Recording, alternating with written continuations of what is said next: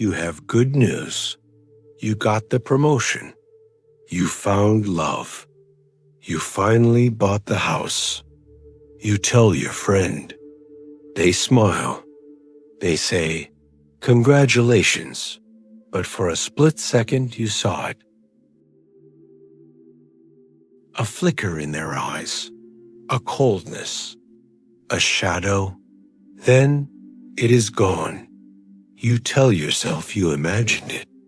You tell yourself they are happy for you. The Stoics would say you did not imagine it. Your intuition just detected a threat. You have spotted the most dangerous enemy of all, the hidden enemy, the one who calls you friend. Today, I will show you how to see what they are hiding. You will learn the 5 signs of secret envy, and you will learn how to protect your soul from their poison. We fear the enemy who screams. We fear the troll who insults us online. We fear the rival who openly challenges us.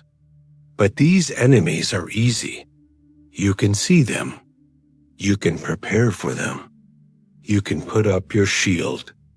The dangerous enemy is the one who is inside the gates, the one who sits at your table, the one who knows your secrets. History is written in the blood of betrayal. Julius Caesar was not killed by a foreign army. He was not killed by a barbarian king. He was killed by Brutus, a man he trusted, a man he considered a son. Why?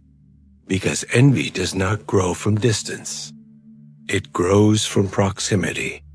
It grows from closeness. Think about the people in your life. Why do they envy you? It is not because they hate you. It is because your success holds up a mirror to their failure. When you rise, they feel like they are falling.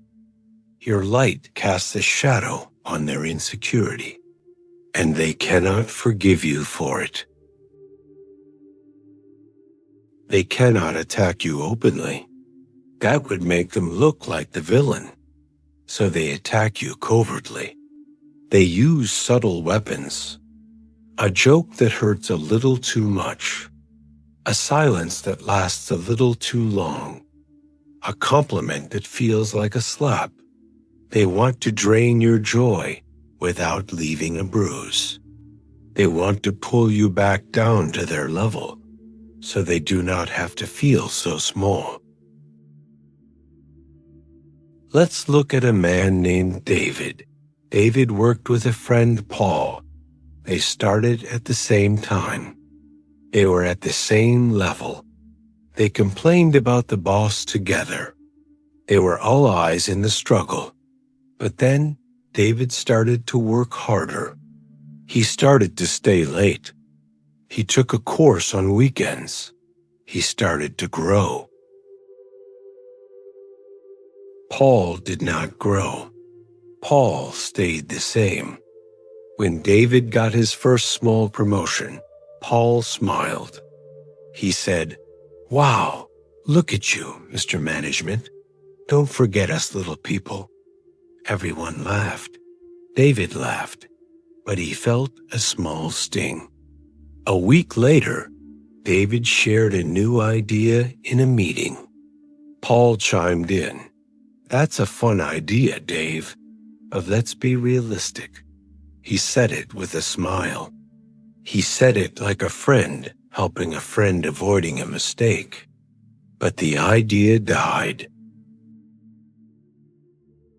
Over the next year, every time David tried to fly, Paul was there to clip his wings, always with a smile, always with a joke, always with concern. David started to doubt himself. He started to shrink. He didn't realize he was being poisoned. He thought he had a friend. He actually had an anchor. Do you have a Paul in your life? Do you have someone who smiles at your face, but frowns at your success? This is not friendship. This is sabotage. The ancient Stoics knew that you cannot flourish if your roots are poisoned. You must learn to identify the poison. You must learn to see the snakes in the grass. This is not about being paranoid. This is about being awake. You need to stop listening to what people say and start watching what they do. You need to read the code of envy. We will now learn the 5 signs. The 5 red flags that tell you the person next to you is not on your side.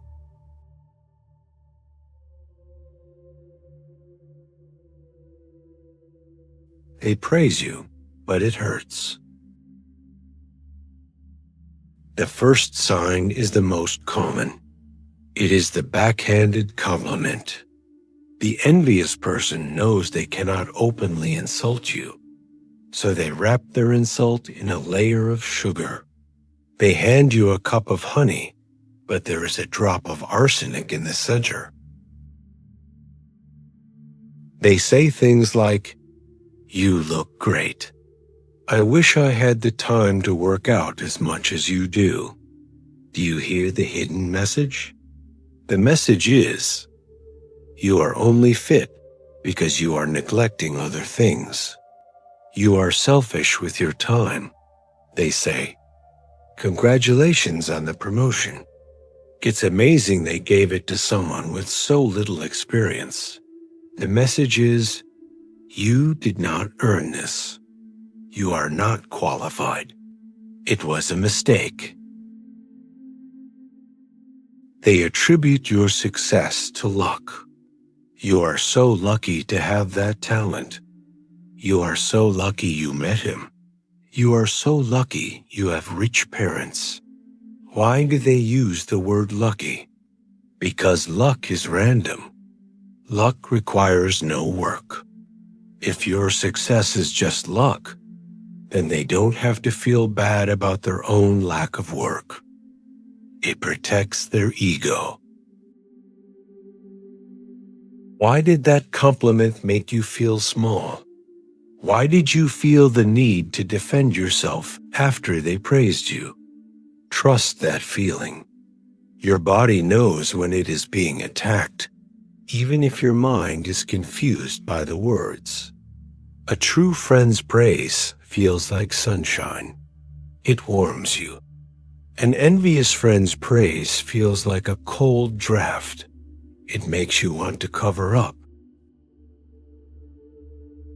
As he is, so is his talk. Seneca.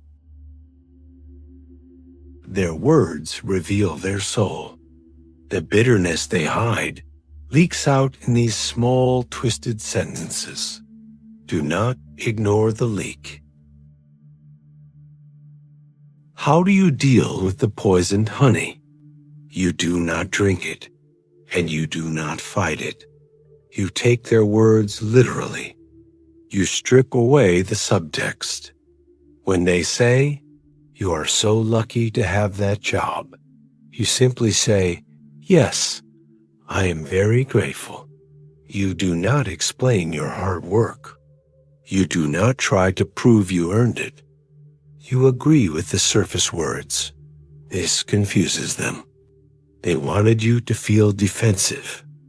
Instead, you remained calm. You refused to accept the poison. You let it fall to the floor.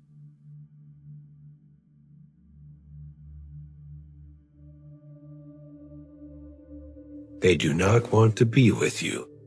They want to be you. The second sign is mimicry. You might think imitation is flattery, but there is a dark side to imitation. When someone starts to copy you too closely, it is often a sign of deep, consuming envy. They start to dress like you. They start to use your slang. They buy the same car. They take up the same hobbies. At first, it seems like they just look up to you, but then it starts to feel strange. It feels like they are trying to wear your skin. This is not admiration. This is competition. They are trying to replace you. They see your life, and they want it for themselves. They believe that if they copy your exterior, they will get your interior results. They want your status. They want your attention. Think of a shadow. It has no substance of its own. It only exists because you exist. But the shadow wants to become the object. The envious mimic is a shadow that hates its master. They resent you for being the original. They resent you for having the spark they lack. Does it feel like they are learning from you? Or does it feel like they are stealing from you? Are they finding their own style? Or are they just taking yours? Watch their eyes when they copy you. Are they happy? Or are they checking to see if they did it better than you? They are treating life like a contest, and they are trying to beat you at being you. It is the mark of a small mind to what others have, rather than to build what is its own. Stoic principle. If someone is stealing your identity, stop feeding them. Become boring. Become a gray rock. Stop sharing your plans. Stop sharing your passions. Stop sharing your next move. If you give them nothing to copy, they will starve. They will have to go find another idol to mimic. Protect your uniqueness by hiding it from those who want to steal it.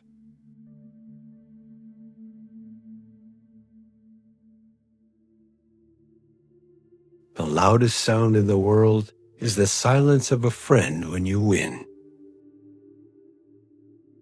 The third sign is the most painful. It is the absence of applause. You achieve something big. You worked for it for years. You tell your circle. Everyone cheers. Everyone is happy. Except one person. They are silent, or they send a short, cold text. Cool. Or they change the subject immediately. That's nice. By the way, did you hear about my car?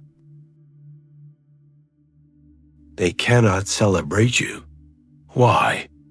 Because your victory hurts them. Your joy is their pain.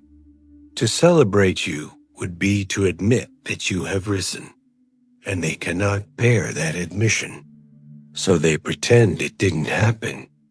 They ignore your success, hoping that if they don't acknowledge it, it isn't real. This silence is not an accident. It is a weapon. It is designed to make you feel like your achievement is not a big deal. It is designed to deflate your balloon. They want you to feel small again, because when you are small, they feel comfortable. Who was there when you failed? Sometimes the envious person loves you when you fail. They are the first to offer a shoulder to cry on. They love your tragedy, because your tragedy makes them feel superior. They are the savior. But who is there when you win?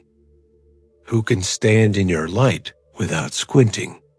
Who can clap when your name is called? That is the true test of loyalty. It is easy to pity a suffering friend. It is hard to cheer for a successful one. Only a person with a full soul can do that. The nature of the envious is to grieve at the happiness of others. Seneca. Do not try to force them to clap. Do not beg for their approval. Their silence is the loudest applause you will ever get. It is the sound of their envy choking them. It proves you have done something great. Look at your last big win.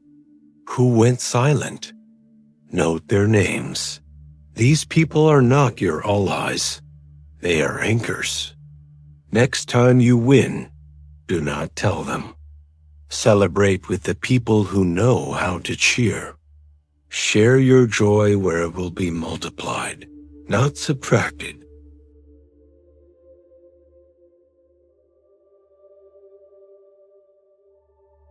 They compete in games that do not matter. The fourth sign is trivial competition. Everything becomes a race. Everything. You say you are tired. They say they are more tired. You say you are busy. They say they are busier. You bought a new phone. They tell you why their phone is better. You had a bad flu. They had a worse flu. They cannot let you have anything, not even your suffering. They must be the king of everything, the king of pain, the king of work, the king of lunch. This constant petty one-upping is exhausting. It shows a deep, desperate need to be superior. They feel so small that they have to stand on a box to feel tall. They have to turn a casual conversation into a battle for dominance. Think of a driver who revs his engine at a red light. He wants to race you. He looks over, desperate for you to look back. He needs to beat you to the next red light to feel like a man. This is the envious person. They are racing you to nowhere. Why do you engage? Why do you try to prove you are more tired? Why do you defend your choices? When you argue with them, you validate their game. You tell them, yes, we are competing. You tell them, your opinion matters to me. Stop racing. Let them win the race to the bottom. Let them be the most tired. Let them be the busiest. Let them have the best phone. Who cares? You are playing a different game. You are playing the game of life. It is a kingly thing to do good and to be spoken of ill. Marcus Aurelius. It is also a kingly thing to let the fool think he is the king. It costs you nothing, and it saves you your peace. When they start the petty competition, fold immediately.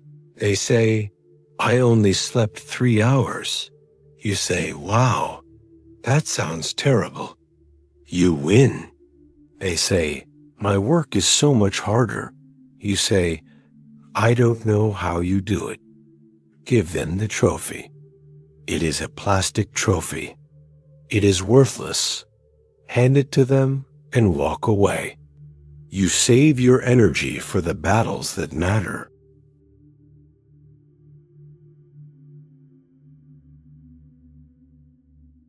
They use humor to make you bleed. The fifth sign is Schrodinger's joke.